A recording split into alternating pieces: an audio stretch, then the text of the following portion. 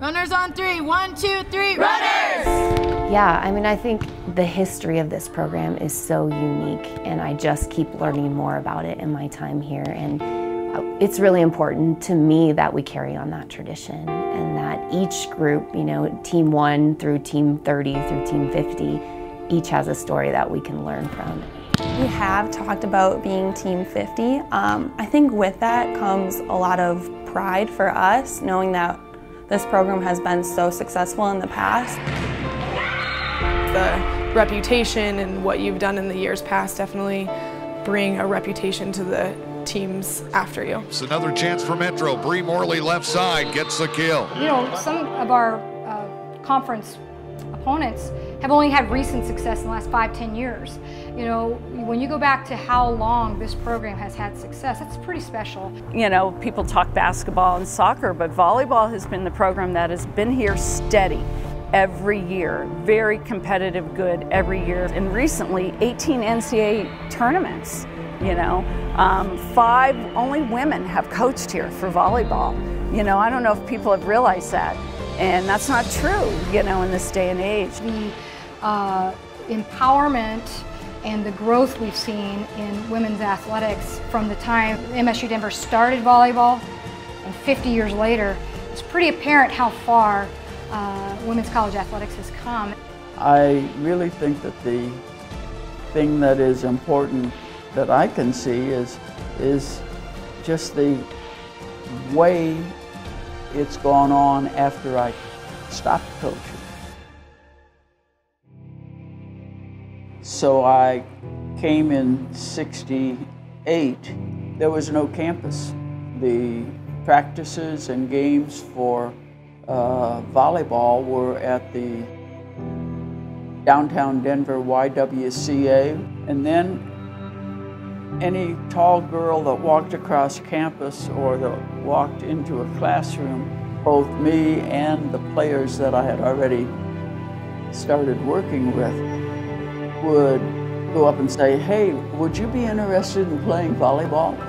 And she'd say, "Oh, maybe." And so we recruited from the campus itself to start with. Yeah, it's absolutely a challenge recruiting at MSU Denver. You know, I mean, we've got a non-traditional housing situation, but when I first got here, we didn't have a housing situation at all. Actually, for a few years, we had them out in Belmar, and we had to shuttle them to campus every day, you know, in for classes and practice and back home.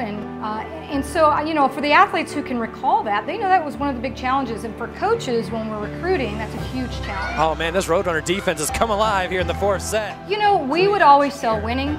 We would sell, there was already a strong tradition of winning in the volleyball program at MSU Denver before I arrived. And we would sell that. You know, if you wanted to be a part of a competitive program on a national level, we had that to offer. In 1975, I awarded the first scholarship to a woman who played volleyball.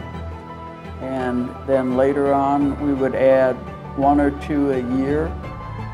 It's what it should have been in the same realm and same development as the men's programs, but the women's programs just didn't happen at the same time.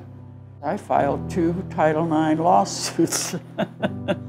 So I was trying to force it along. She played from 2008 to 2011, number 5, Darcy Schwartzwood. I think it's important that we continue to appreciate the women who paved the way for all of us to have those opportunities. Those ladies were paving the way for the rest of us to have coaching opportunities and for these young women to have the types of playing opportunities that they've had. With Title IX and with the, you know, evolution of college athletics, the program has changed significantly over the years. So just to celebrate that growth and where we are today and the opportunities for young females to earn scholarships and get an education and play the sport they love, and in the process be role models for young kids. You know, we always talk about utilizing the sport of volleyball, not letting the sport use us. So we want to use the sport of volleyball to learn about life, to prepare us to be successful the next however many years that we have on this planet. And people always say that things in life worth having never come easy, and that's very true with volleyball.